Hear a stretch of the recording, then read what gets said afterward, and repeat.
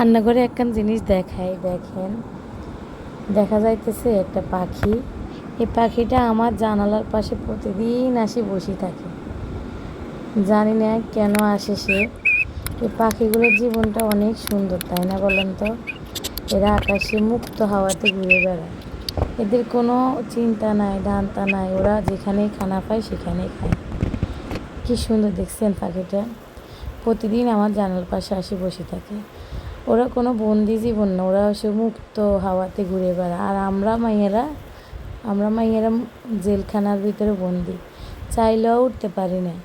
কেন? সকাল থেকে মাইয়াগো কাজ শুরু হয়ে যায়, সংসার জীবনে বন্দি আমরা।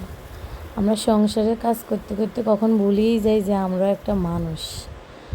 সকাল থেকে উঠে কতই না কাজ করা লাগে আমাদের। মেয়েরা আসলে বাবার বাড়িও আপন না, শ্বশুর বাড়িরও আপন না।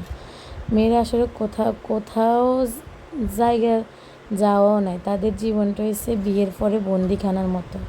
ঠিক বলছি না বলেন তো?